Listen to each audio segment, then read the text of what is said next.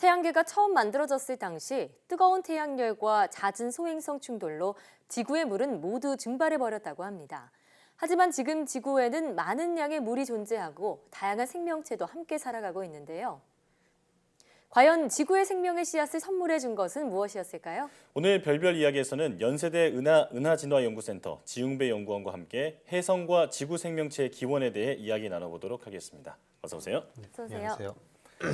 별똥별은 정말 밤하늘에서 한 번쯤은 보고 싶은 아름다운 현상인데요. 네. 그런 별똥별을 보면서 소원을 빌기도 하는데 이런 별똥별은 도대체 무엇인지 그리고 어떤 이유로 떨어지는 것인지 설명 부탁드릴게요. 네, 사실 밤하늘의 별똥별을 보면서 우리가 소원을 빌기에는 시간이 턱없이 부족합니다. 예. 초속 50에서 70km의 굉장히 빠른 속도로 떨어지기 때문인데요. 운 좋게 별똥별을 포착하고 재빨리 소원을 빈다 하더라도 제 소원은 정도의 첫 마디도 하지 못한 채 별똥별은 사라질 겁니다. 맞아요. 네. 네. 사실 많은 분이 별똥별은 가만히 있는 지구에 우주먼지 부스러기들이 추락하기 때문에 만들어지는 현상이라고 생각하시지만 사실은 그 반대입니다. 태양계에는 태양 주변을 도는 목성, 지구와 같은 행성뿐 아니라 작은 부스러기들을 남기면서 돌고 있는 해성과 소행성도 많이 존재하는데요. 그런 해성 또는 소행성 중에서 지구와 태양 중심으로 도는 궤도가 갑자기 겹치는 것들이 있습니다. 네. 이런 소행성과 해성들은 태양 주변을 돌다가 부스러기들을 남기고 지나가는데요. 네. 지구는 정해진 궤도를 돌다가 해성과 소행성이 남기고 간 그 부스러기 구름들을 관통하게 됩니다. 바로 이때 궤도상에 남아있던 부스러기들의 지구 대기권으로 곤두박질 치기 때문에 이런 현상을 바로 별똥별, 유성이라고 합니다. 그렇군요. 네. 그러니까 별똥별은 유성이 지구로 떨어지는 게 아니라 지구가 궤도를 돌다가 만난 부스러기 구름대를 통과하면서 생기는 현상이다 이렇게 말씀해 주셨는데요. 자, 그런데 이 별똥별이 지구 생명체의 기원일 수도 있다고요? 네, 맞습니다. 그 이야기를 시작하려면 지금으로부터 한 50억 년 전 태양계가 처음 생성되었을 때 이야기로 거슬러 올라가야 합니다. 당시 우주에 떠다니던 거대한 먼지구름 입자들이 뭉쳐지고 수축하면서 그 중심에는 원시 태양이 만들어지게 됩니다. 원시 태양을 만들고 남은 잔해 부스러기들은 태양 주변을 돌면서 자기들끼리 뭉치고 부딪히며 행성을 만들었죠. 예. 네. 이렇게 만들어진 행성 중 태양과 가까이 있던 행성들은 갓 태어난 아기 태양의 뜨거운 열을 고스란히 받게 되었는데요. 그러면서 끓는 점이 낮은 물, 얼음, 수소, 헬륨과 같은 성분이 대부분 날아가게 됩니다. 예. 결국 태양과 가까이 있던 행성에는 끓는 점이 높은 철이나 암석 물질만 남아 행성을 이루게 되는데요. 그런 이유로 태양계 안쪽 행성들은 대부분 암석으로 이루어져 있습니다. 네. 그러면 태양의 영향을 좀 덜 받는 바깥쪽의 행성 같은 부분은 어떤가요? 태양계 안쪽 행성들과 달리 바깥쪽의 행성들은 태양으로부터 거리도 멀고 두꺼운 원시의 먼지 원반으로 인해 태양빛이 차단되었기 때문에 예. 그러다 보니 온도가 낮아질 수밖에 없었습니다. 예. 그래서 태양계 바깥쪽의 행성 대부분은 가스와 얼음으로 이루어진 행성들이 존재합니다. 이처럼 원시 태양의 거리에 따라서 물과 얼음이 존재할 수 없는 태양계 안쪽과 물과 얼음이 존재할 수 있는 태양계 외곽을 나누는 그 선을 스노우 라인이라고 부르는데요. 네. 초기에 우리 지구는 태양계 안쪽에 있었다고 생각합니다. 그래서 원칙적으로는 지구가 만들어지던 처음 그 당시 환경에서는 충분한 물과 얼음이 공급되지 않아 생명체가 존재하기 어려웠을 거라 생각합니다. 네. 그런데 분명 현재 지구에는 물이 아주 많이 존재합니다. 예. 그렇다면 도대체 원시 지구에 존재하지 않았던 그 물이 어디에서 온 것일까요? 많은 천문학자들은 소행성과 해성의 부스러기인 이 유성들이 지구의 생명의 씨앗을 전해준 그 매개체일 것이라 기대하고 있습니다. 그렇군요. 네. 물이 지구에서 생겨난 게 아닐 수도 있다라는 게 참 새롭게 들리는데요. 그렇다면 어떤 이유로 많은 전문가들이 물과 이런 유기 물질들을 유성이 지구에 가져다 줬다고 생각하고 있는 건가요?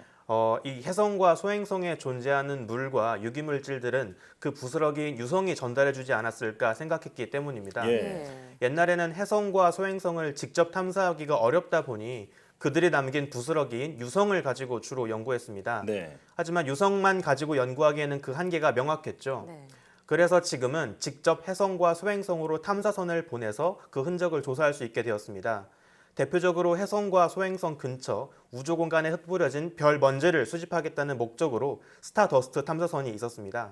이 탐사선은 2004년과 2011년을 거쳐서 와일드 해성과 템펠 해성 두 곳을 약 200km 거리까지 접근하면서 혜성이 뒤로 남기는 먼지꼬리 속의 물질을 채집했습니다. 예. 네. 당시 스타더스트 탐사선은 첫 번째 방문지였던 와일드 해성을 떠나서 두 번째 탐사지인 템펠 해성에 접근하기 전 2006년 1월에 와일드 해성에서 모았던 그 흔적을 캡슐에 담아 지구로 돌려보냈습니다. 예.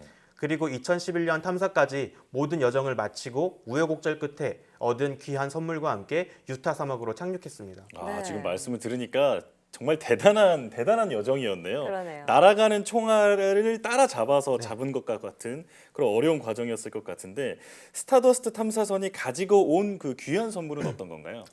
천문학자들은 스타더스트 탐사선이 확보한 그 해성의 부스러기에서 지구 생명체를 구성하는 아미노산과 같은 주요한 유기물들이 포함되어 있다는 것을 확인하게 됩니다.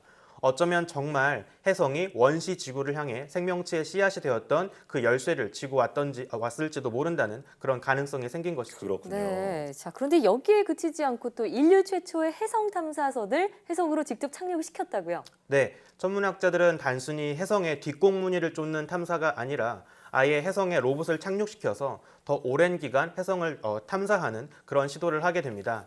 2004년 유럽 우주국의 천문학자들은 로제타라는 이름의 탐사선을 보내게 되는데요. 네. 이 탐사선은 무려 10년을 날아간 끝에 2014년 추리모프 게라시만코라는 해성에 무사히 도착합니다.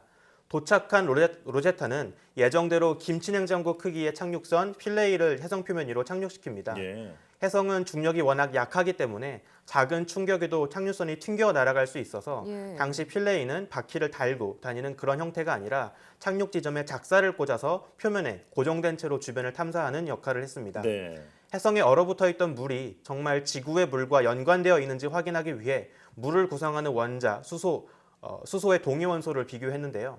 동위원소란 그 원소를 구성하는 중성자에 따라서 질량이 달라지는 것을 의미합니다. 예. 그러면 해성의 얼음과 지구의 얼음이 좀 공통점이 있었나요?